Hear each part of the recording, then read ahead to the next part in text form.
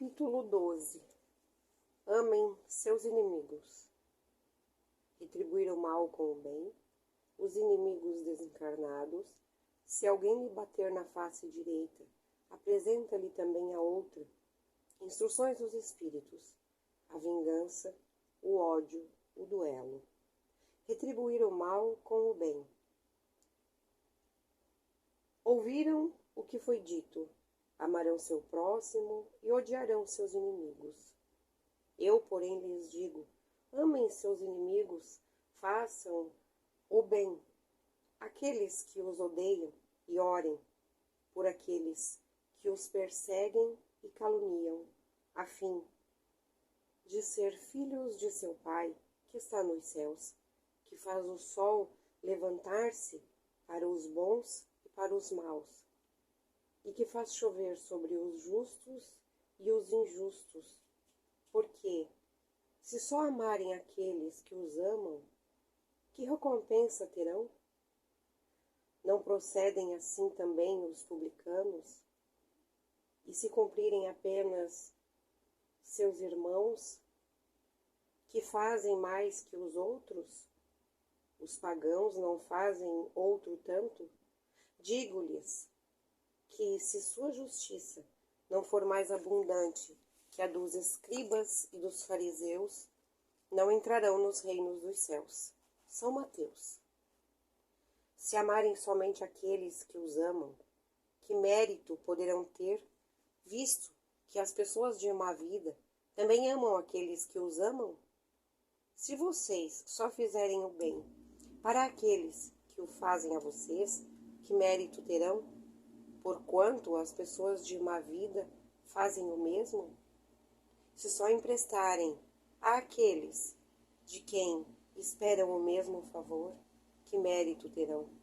Uma vez que as pessoas de má vida se emprestam mutuamente, desse modo, para auferir a mesma vantagem. Mas vocês amem seus inimigos, façam o bem a todos e emprestem sem nada esperar. E então sua recompensa será muito grande, e serão os filhos do Altíssimo, que é bom para os ingratos e até para os maus. Sejam, pois, cheios de misericórdia, como cheio de misericórdia é seu Deus. São Lucas.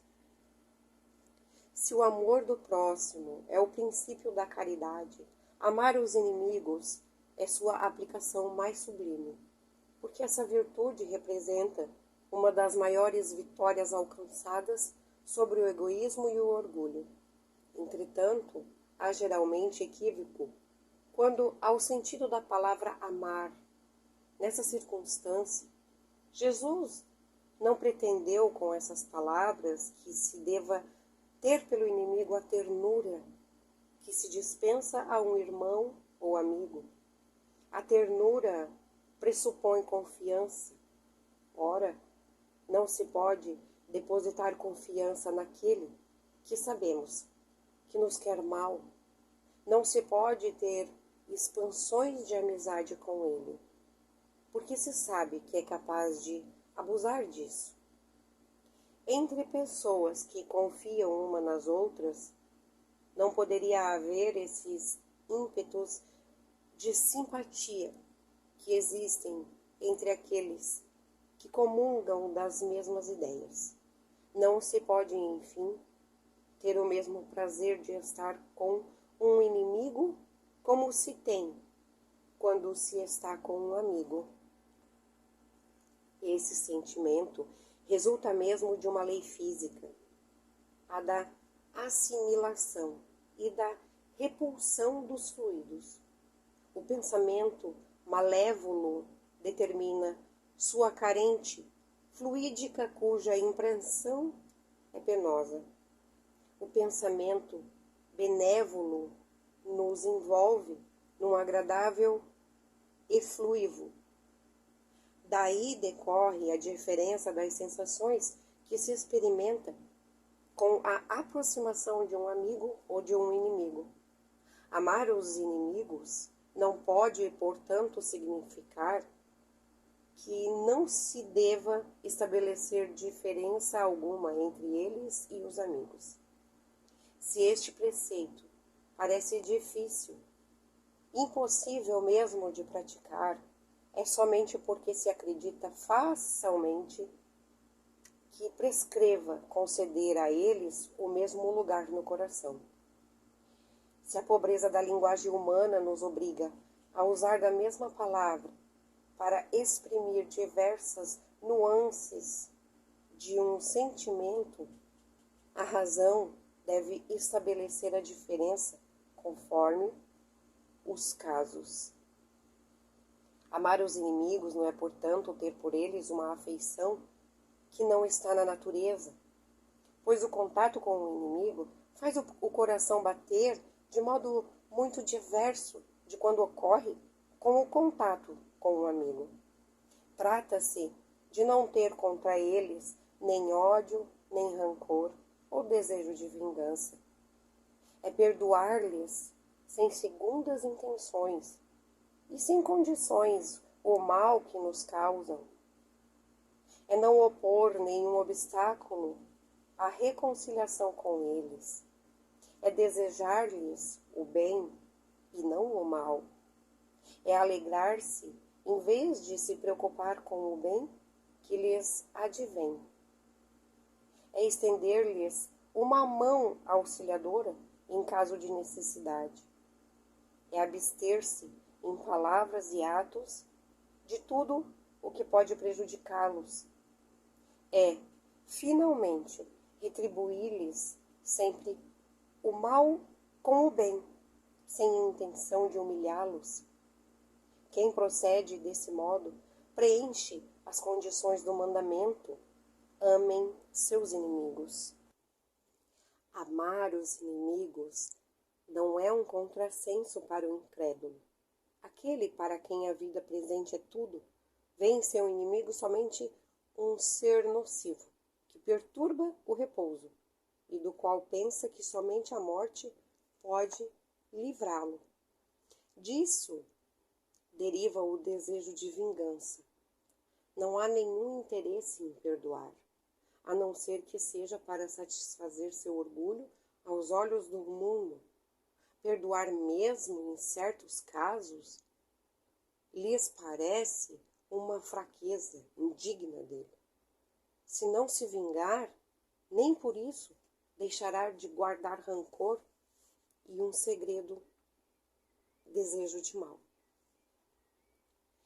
Para o crente, mas especialmente para o espírita, a maneira de ver é totalmente diversa, porque dirige seu olhar para o passado e para o futuro, entre os quais a vida presente não passa de um ponto. Sabe que pelo próprio destino na terra, deve esperar encontrar nela homens maus e perversos, que as maldades com as quais se defronta fazem parte das provas que deve suportar, e o ponto de vista elevado em que se coloca lhe torna menos amargas as vicissitudes, quer provenham dos homens ou das coisas. Se não se queixa contra as provas, não se deve igualmente queixar-se daqueles que são seus instrumentos. Se em vez de se queixar, agradece a Deus por colocá-lo à prova, deve também agradecer à mão que lhe dá a oportunidade de mostrar sua paciência e sua resignação.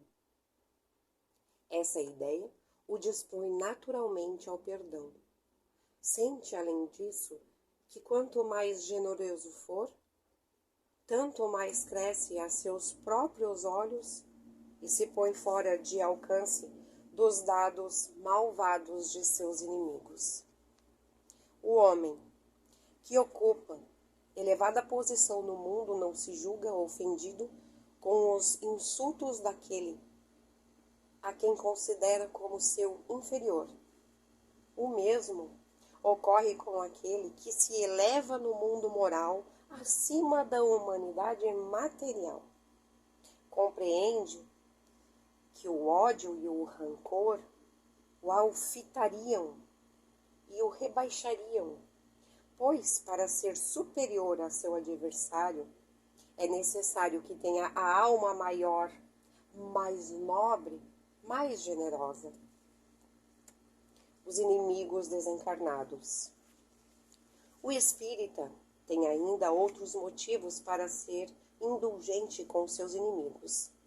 Sabe principalmente que a maldade não é um estado permanente dos homens, que ela decorre de uma imperfeição momentânea e que, assim como a criança se corrige de seus defeitos, o homem mau reconhecerá um dia seus erros e se tornará bom.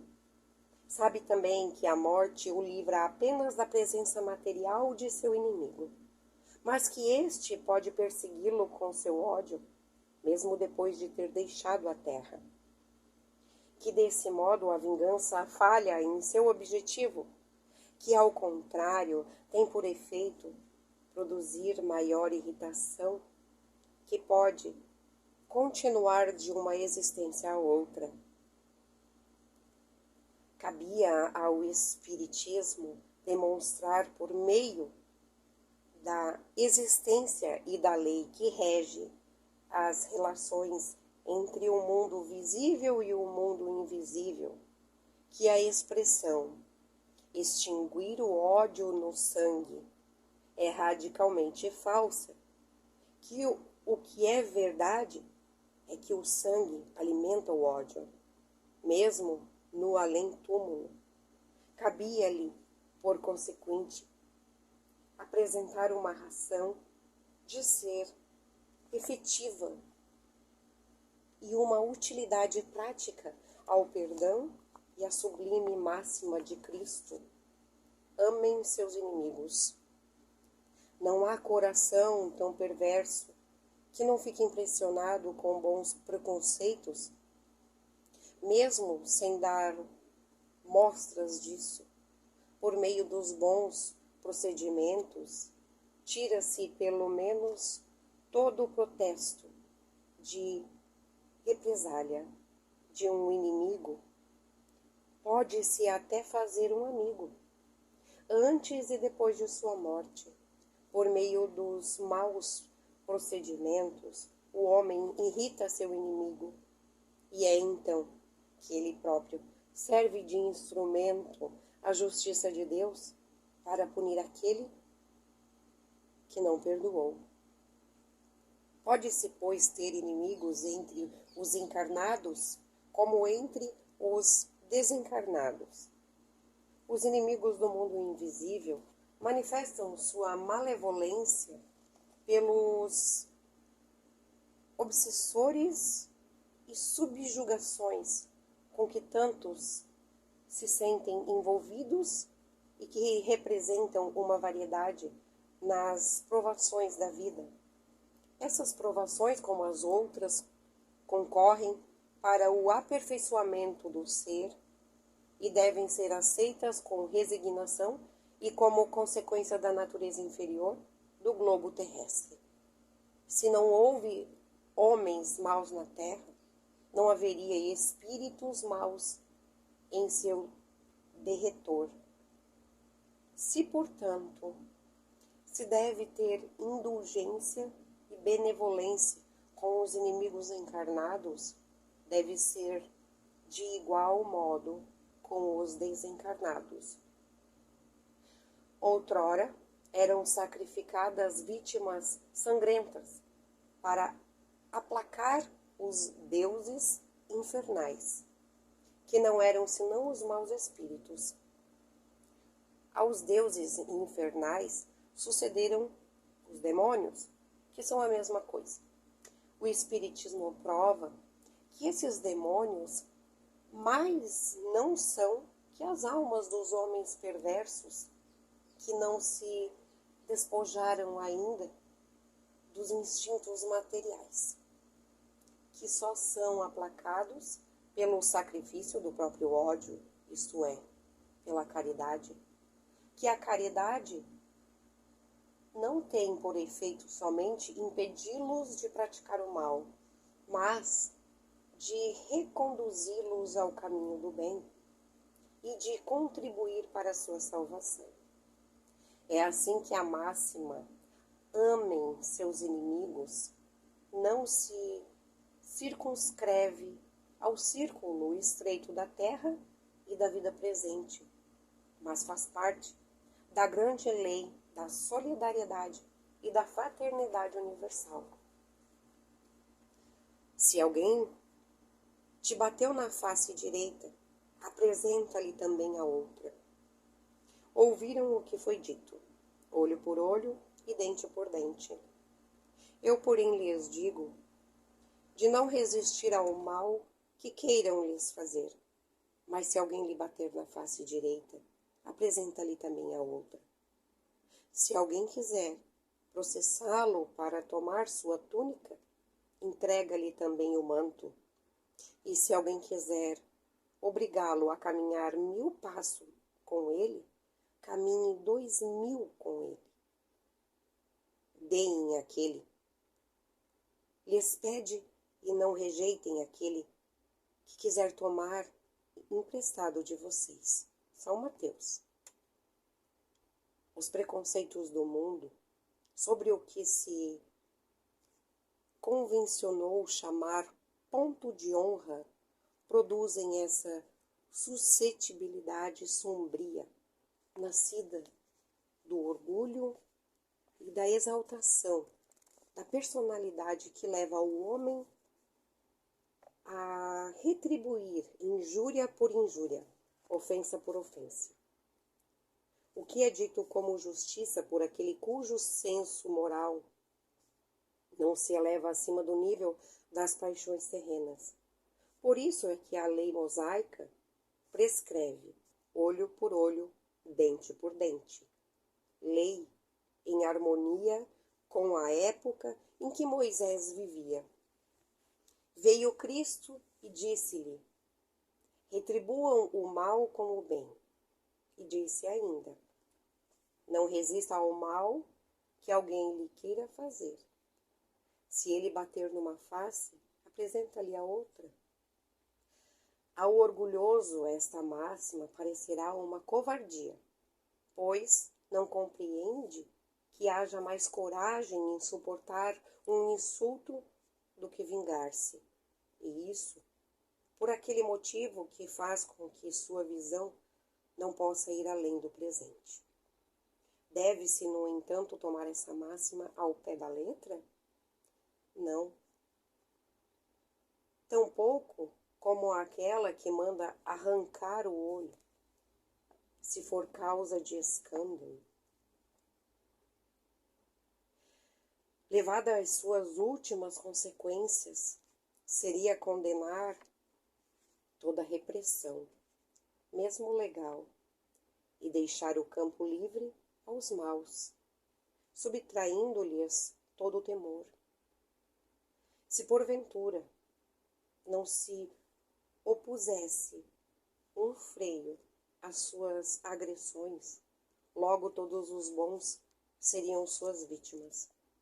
O próprio instinto de conservação, que é uma lei da natureza, diz que não se deve oferecer benevolamente o pescoço ao assassino. Com essas palavras, Cristo não proibiu, portanto, a defesa, mas condenou a vingança. Ao dizer que se ofereça a outra face quando uma foi agredida, significa, sob outra forma, que não se deve retribuir o mal com o mal, que o homem deve aceitar com humildade tudo o que tende a dominar seu orgulho, que é mais digno para ele ser agredido do que agredir, suportar pacientemente uma injustiça do que de praticar uma, que é preferível ser enganado do que enganar, ser arruinado do que arruinar os outros. Ao mesmo tempo, é a condenação do duelo, que não passa de outra manifestação do orgulho. Somente a fé na vida futura e na justiça de Deus que jamais deixa o mal impune, pode dar força para suportar com paciência as agressões sem cessar. Voltem seus olhares para a frente. Quanto mais se elevarem pelo pensamento acima da vida material, tanto menos serão melindrados pelas coisas da terra. Instruções dos Espíritos. A vingança. A vingança é um dos últimos requisitos abandonados dos costumes bárbaros que tende a desaparecer dentre os homens. É como o duelo, um dos derradeiros vestígios desses costumes selvagens, sobre os quais se debatia a humanidade no começo da era cristã. É por essa razão que a vingança é um indício certo do estado de atraso dos homens, que ela se entregam, e dos espíritos que podem ainda inspirá-la. Portanto, meus amigos, esse sentimento nunca deve fazer vibrar o coração de quem quer que se diga e se proclame espírita. Vingar-se é bem, o sabem, tão contrário a esta prescrição de Cristo: perdoem seus inimigos. Que aquele que se recusa a perdoar não somente não é espírita, como também não é cristão. A vingança é uma inspiração tanto mais funesta quanto tem companheiras assíduas a falsidade e a baixeza. Com efeito, aquele que se entrega a essa fatal e cega paixão quase nunca se vinga às claras. Quando ele é mais forte, cai como fera sobre o outro a quem chama seu inimigo, desde que a presença deste último inflame sua paixão, sua cólera, seu ódio. Mas na maioria das vezes assume uma aparência hipócrita, dissimulando no futuro de seu coração os maus sentimentos que o animam. Toma caminhos escuros, segue na sombra o inimigo que de nada desconfia e espera o momento propício para agredi-lo sem perigo. Esconde-se do outro, espreitando-o sem cessar, preparando-lhe odiosas armadilhas e tendo oportunidade, verte veneno em sua taça.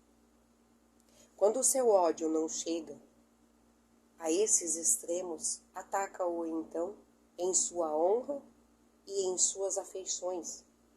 Não recua diante da calúnia de suas pérfidas insinuações. Por isso, quando o perseguido se apresenta nos meios por onde seu hábito envenenado passou, fica surpreso ao encontrar rostos frios onde outrora encontrava rostos amigos e benevolentes. Fica estupefado quando mãos que se estendiam para ele agora se recusam a apertar as suas. Enfim, fica aniquilado quando seus mais caros amigos e seus parentes se afastam e o evitam. Ah, o covarde que se vinga, assim, é 100 vezes mais culpado que aquele que enfrenta diretamente seu inimigo e o insulta face a face. Fora, pois, esses costumes selvagens, fora esses processos de outros tempos, todo espírita que pretendesse hoje ter ainda o direito de vingar-se seria indigno de figurar por mais tempo na falange que tem como divisa: sem caridade não há salvação. Mas não me deterei a pensar que um membro da grande família espírita possa algum dia, no futuro, ceder ao impulso da vingança, mas sim ao do perdão. Jules Olivier, Paris, 1862. O ódio. Amem-se uns aos outros e serão felizes. Esforcem-se, sobretudo, em amar o que lhes inspiram indiferença, ódio ou desprezo. Cristo, que devem tomar por modelo, lhes deu o exemplo desse devotamento missionário do amor. Ele amou até dar seu sangue e sua vida. O sacrifício que os obriga a amar aqueles que os ultrajam e perseguem é penoso, mas é precisamente o que os torna superiores a eles. Se os odeiam como eles os odeiam, não valem mais que eles. É a história sem mancha oferecida a Deus no altar de seus corações. Hóstia de agradável odor, cujo perfume sobe até ele, embora a lei do amor ordene que se ame indistintavelmente a todos os seus irmãos. Ela não encoraça o coração contra os maus procedimentos. Ao contrário, é a prova mais penosa. Sei disso porque durante minha última existência terrena experimentei essa tortura. Mas Deus está presente e pune nesta vida e na outra aqueles que violam a lei do amor.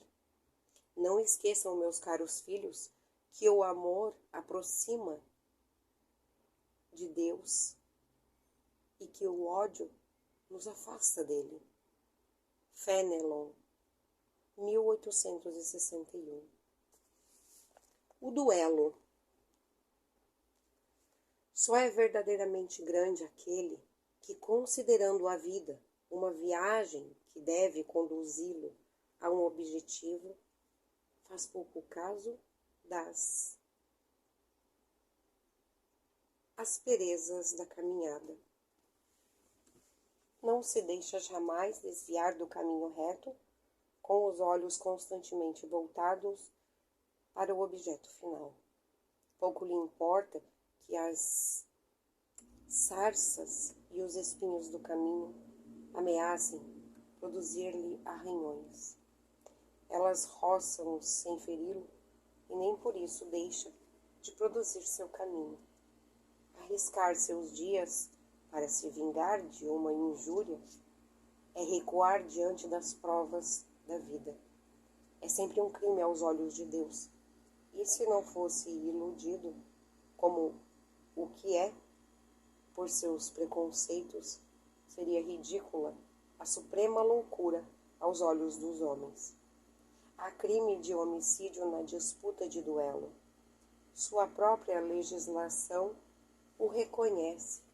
Ninguém tem direito, em caso algum, de atentar contra a vida de seu semelhante. É crime aos olhos de Deus, que lhes traçou uma linha de conduta. Aqui, mais em que qualquer outra circunstância, vocês são juízes em causa própria. Lembrem-se de que somente lhes será perdoado na medida em que perdoarem. Pelo perdão se aproximam da divindade, pois a clemência é irmã do poder.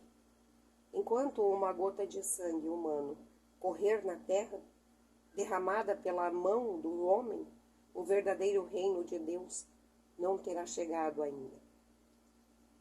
Esse reino de pacificação e de amor que deve banir para sempre de seu planeta a animosidade, a discórdia, a guerra. Então, a palavra duelo não existirá mais em sua linguagem, a não ser como longínqua e vaga recordação de um passado que não existe mais. Os homens não conhecerão outro antagonismo senão a nobre rivalidade do bem. Adolfo, bispo de Argel, 1861. O duelo pode, sem dúvida, em certos casos, constituir uma prova de coragem física, de desprezo pela vida, mas é incontestavelmente a prova de uma covardia moral, como o suicídio. O suicida não tem coragem de enfrentar as vicissitudes da terra. O duelista não tem coragem de suportar as ofensas. Cristo não lhes disse que há mais honra e coragem em oferecer a face esquerda àquele que bateu na direita do que vingar-se de uma injúria? Cristão não disse a Pedro no Jardim das Oliveiras: repõe tua espada na bainha, pois aquele que matar com a espada perecerá pela espada? Com estas palavras, não condenou o duelo? Com efeito, meus filhos, que é porquanto essa coragem oriunda de um temperamento violento, sanguíneo e cólerico, que corrige a primeira ofensa? Onde está? Pois a grandeza de alma daquele, a maior injúria, quer lavá-la com sangue, mas que trema, pois no fundo de sua consciência uma voz clamará: Caim, Caim, que fizestes a teu irmão? Necessitei derramar sangue para salvar minha honra. Responderá ele a essa voz, mas ela retrucará: quiseste salvá-la perante aos homens por alguns instantes que te restavam de vida na terra, e não pensaste em salvá-la perante Deus.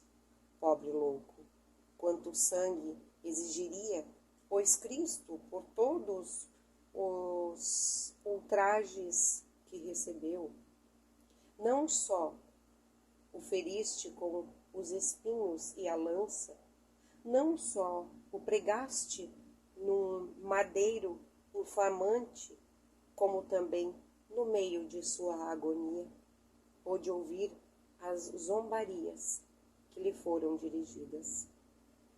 Que reparação, depois de tantos ultrajes, te pediu? O último brado do cordeiro foi uma oração para seus algozes. Ó, como ele perdoa e ora por aqueles que te ofendem. Amigos, lembrem-se deste preceito: amem-se uns aos outros. E então, a um golpe desferido pelo ódio, responderão com um sorriso, e a ultraje com o perdão. O mundo, sem dúvida, se erguerá furioso e os tratará de covardes. Levantem pelo alto a fronte e mostrem, então, que sua cabeça não teria medo de cingir-se de espinho, a exemplo de Cristo, mas que sua mão não quer ser cúmplice de um assassinato autorizado, por assim dizer, por um falso semblante de honra que não passa de orgulho e amor próprio. Ao criá-los, Deus lhes deu o direito de vida e de morte. Uns sobre os outros, não. Só deu esse direito à natureza para se reformar e se reconstruir, mas a vocês nem sequer permitiu dispor de si mesmos. Como o suicida, O duelista será marcado com sangue quando comparecer perante a Deus e com sua justiça. Aquele que dizer, raca a seu irmão. Quanto maior não será a pena para aquele que chegar à sua presença com mãos tintas do sangue de seu irmão. Santo Agostinho, Paris, 1862. O duelo é como outrora o que se denominava o juízo de Deus, uma dessas instituições bárbaras que ainda regem a sociedade. Que diriam, contudo, se vissem os dois adversários mergulhar em água fervente ou submetidos ao contato de um ferro em brasa para dirimir sua condenta e dar razão àqueles que melhor aguentasse a prova? Chamariam a esses costumes de insensatos. O duelo é ainda pior que isso. Para o duelista hábil, é um assassinato cometido a sangue frio, com toda a premeditação requerida, pois ele está perto e certo do golpe que desfejará. Para o adversário, quase certo de sucumbir por causa de sua fraqueza e de sua inabilidade, é um suicídio cometido com a mais fria reflexão. Sei que muitas vezes se procura evitar essa alternativa igualmente criminosa, confiando no caso. Mas não se trata, então, sob outra forma, voltar ao juízo de Deus na Idade Média? E nessa época era infinitamente menor a culpa. A própria denominação de juízo de Deus indica uma fé ingênua, é verdadeira, mas afinal uma fé na justiça de Deus, que não podia deixar sucumbir um inocente, enquanto no duelo se confia na força bruta, de tal modo que muitas vezes é o ofendido que sucumbe. Ó, estúpido amor próprio, tola vaidade e tolo orgulho, quando serão substituídos pela caridade cristã, pelo amor ao próximo e pela humildade de que Cristo deu o exemplo e o preceito?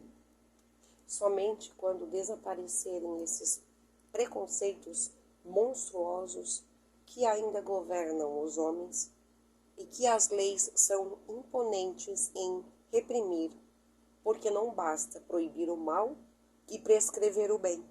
É necessário que o princípio do bem e o horror ao mal estejam no coração do homem. Um espírito protetor. 1861. Que opinião terão a meu respeito? Vocês costumam dizer, se recusar a reparação que me é exigida, ou se não, a reclamar de quem me ofereceu? Os loucos como vocês, os homens atrasados, os censurarão, mas os que são esclarecidos pela chama do progresso intelectual e moral dirão que agem de acordo com a verdadeira sabedoria. Reflitam um pouco. Por uma palavra dita muitas vezes, jogada no ar, ou inofensiva da parte de um de seus irmãos, seu orgulho se sente ferido. E responde de forma áspera e depois com uma provocação. Antes de chegar o momento decisivo, perguntem-se se agem de modo cristão. Que contas ficarão devendo à sociedade se a primaverem de um de seus membros? Pensam no remorso por ter roubado a uma mulher de seu marido, a uma mãe de seu filho, ao filho de seu pai e seu amparo? Certamente aquele que ofendeu deve reparação. Mas não é mais honroso para ele dá-la espontaneamente, reconhecendo o seu erro, em expor a vida daquele que tem o direito de se queixar? Quanto ao ofendido, concordo que às vezes pode se julgar gravemente ferido, seja em sua pessoa, seja com relação àqueles que lhe são mais caros. O amor próprio não é somente o que está em jogo, mas o coração está ferido, sofre, mas além de ser estúpido arriscar a vida contra um miserável capaz de praticar infâmias, será que morto este a afronta? Qualquer que seja, deixa de existir?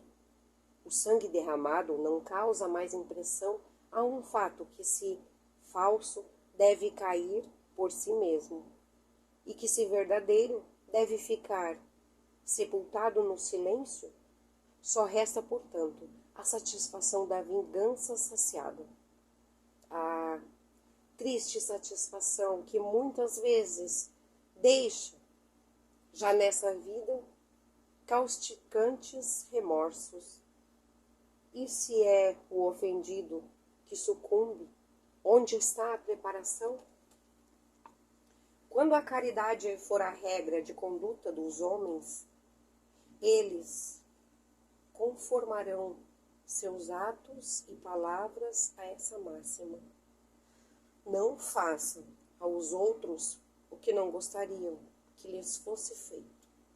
Então, desaparecerão todas as causas dispenses e com elas as dos duelos e das guerras, que são os duelos de povo contra povo. Francisco Xavier, 1861. O homem do mundo, o homem feliz, que por uma palavra chocante, por uma causa insignificante, brinca com a vida que veio de Deus, brinca com a vida de seu semelhante que só a Deus pertence. Esse é 100 vezes mais culpado que o miserável que, impelido pela cobiça, às vezes pela necessidade, se introduz numa habitação para nela roubar o que cobiça e matar aqueles que se opõem a seus propósitos. Então, este último é quase sempre um homem sem educação, com imperfeitas noções do bem e do mal, ao passo que o duelista pertence quase sempre à classe mais esclarecida. Um mata brutalmente, enquanto o outro o faça com método e polidez, pelo que a sociedade o desculpa. Acrescento até que o duelista é infinitamente mais culpado que o infeliz que, cedendo a um sentimento de vingança, mata num momento de exasperação. O duelista não tem como desculpa o arrebatamento da paixão, pois entre o insulto e a reparação sempre tem tempo para refletir. Age, portanto, friamente e com propósito premeditado. Tudo é estudado e calculado para matar com mais segurança seu adversário. É verdade que também expõe sua vida, e é isso que reabilita o duelo aos olhos do homem, porque nele se vê um ato de coragem e desprezo pela própria vida. Mas há realmente verdadeira coragem na parte daquele que está seguro de si? O duelo remanescente dos tempos bárbaros, nos quais o direito do mais forte constituía a lei, desaparecerá com sua apreciação mais sadia do verdadeiro ponto de honra, e à medida que o homem tiver uma fé mais viva na vida futura. Agostinho, 1861. Observação. Os duelos se tornam cada vez mais raros e, se são vistos ainda, de tempos em tempos, dolorosos exemplos, seu número não é comparável aos de outrora. Antigamente, um homem não saía de casa sem prever um encontro, por isso, tomava sempre as necessárias precauções. Um sinal característico dos costumes do tempo e dos povos está no costume do porte habitual, ostensivo ou oculto de armas ofensivas e defensivas. A abolição desse uso demonstra o abrandamento dos costumes e é curioso seguir sua gradação. Desde a época em que os cavaleiros só cavalgavam com armas duras de ferro e munidos de lança, até o porte de sua simples espada, que se tornou mais um adorno e um acessório de brasão que uma arma agressiva. Outra característica dos costumes é que antigamente os combates singulares tinham lugar em plena rua, diante da multidão, que se afastava para deixar livre o campo, ao passo que hoje os combatentes se ocultam. Hoje a morte de um homem é um acontecimento que causa emoção. Outrora não despertavam atenção.